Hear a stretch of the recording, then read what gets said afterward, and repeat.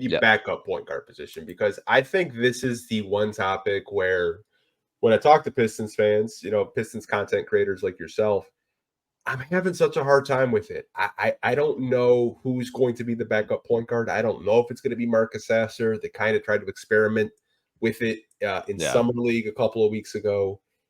Is it going to be Jaden Ivey? Do you really want your, former 5th overall pick being the backup point guard? What's your stance with it?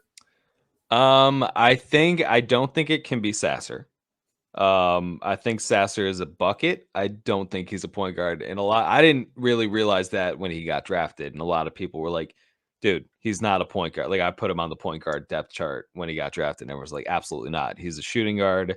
He's a bucket. He's small, but he's not a point guard. And they're right from what we've seen. Maybe there's more there that we haven't seen. Maybe, by the time the season comes around, he is that guy. But I think it has to be Ivy, and here's why. I think to be at their best individually, which means best for the team too, Cade and Ivy need to lead separate units. Now, I do think they can play together. I think there are stretches where they can be really good together. But I think for them individually to be at their best, they both need the ball in their hands. And Cade's probably a better off-ball player than Ivy at this point, mainly because of the shooting. I think his rookie year, Jaden Ivey's rookie year, when Cade was out, I think you saw what he could be as a lead guard. And I think the playmaking was sort of like Bobby Klintman, where at least I didn't know that was part of his game. Sure, it's not there all the time, but he gets guys easy looks. I just think both of them to be at their best, they're leading separate units. Number, 5th overall pick. I don't have an issue with him coming off the bench. I didn't last year, but you need to play him starter minutes. Like, he can't be getting backup point guard minutes. But he can be your 6th man off the bench, lead the bench unit. Cade comes back in, slides off ball. They're running it together with spacing around them. And that should work out. But, I mean, even when Cade was out a couple games this year and Jaden Ivey just has the ball in his hands, which Monty Williams, I guess, didn't watch his rookie season tape at all. Because we all saw that he was better as the lead guard and just Monty wouldn't stagger. I think if we saw Monty stagger them last year, this would be a different conversation because I think it would have worked. I think that you would be able to see Ivy lead the second unit when they're staggered. And I think it wouldn't even be a discussion right now. Yeah, it's because when Tyus Jones got signed the other day, because I think that was one name that a lot of Pistons fans locked in on. They're like, that was the last name for me. Yeah, I see some people mentioning Markelle Fultz, which I wouldn't be opposed to, but the shooting is kind of concerning. Yeah, maybe you go Patty Mills. I don't know, but I think to your point, Ivy should play around 25 to 30 minutes a night. He shouldn't play backup point guard minutes, 10 to 15. Like Monty was playing him 20 minutes again. Don't even get me started.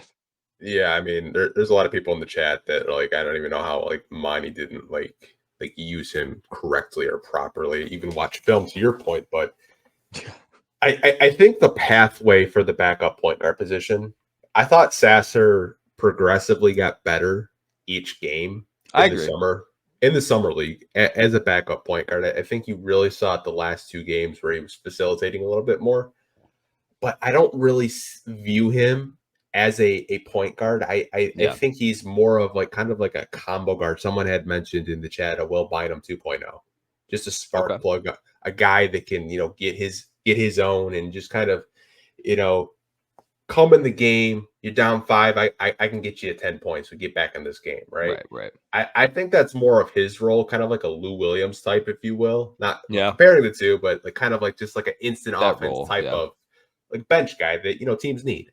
I'd much rather see him play that. I think Ivy, to your point, his rookie year, we saw the playmaking, we saw the ability of him, getting to the basket at will with his athleticism, his speed, his acceleration, and the transition game. Yep. I also think him being able to drive into the lane and just kind of kick it out to 3-point shooters, and we have more 3-point shooters Yeah. now. I On think both units. on both units, I think it'll really help. I'd Yeah. much rather see Ivy play that backup point guard position for the Pistons because I think he's shown the ability that he can do it, and he's Yep. shown the ability. If I'm getting minutes, I'm happy. I'm not going to pout about not starting next to Cade. Like he Right. said in multiple press conferences, like I just want to play basketball. And if Yeah. you're going to allow me to play basketball, give me the minutes that like I kind of want. I think I deserve. Yep. I think there's a pathway for him to be a backup point guard, and I know a lot of people. Again, I made a depth chart, and I did not have Jaden Ivey starting. I had Malik Beasley starting at the 2, and I Ivy did the manning the same second. thing. Ivy manning the second unit because I think Ivy is just so valuable as a player that him manning the second unit, you have a guard out there that could score it well. He can hit the mid range, he can hit the three, Yep. and he can facilitate. I honestly think if that's the pathway they want to go and they don't want to address possibly getting a backup point guard, I could kind of get behind that vision of saying, like, we believe in Jaden Ivey of being that backup point guard. Yeah. I mean, again, as long as he's playing starter minutes, I think the optics don't matter. Like, I mean, with Monty, it was you're benching him. You're not just like bringing him off the bench. Like, there's a difference there. Whereas here, they'd just be bringing him off the bench, staggering essentially. I mean, JB staggered Donovan Mitchell and Darius Garland a lot. So hopefully we see that here. I think we will. And also we're not going to get full bench lineups, but I just think for the sake of spacing in the starting unit and for the sake of maximizing Jaden Ivey, I think that's probably the best role for him at this point.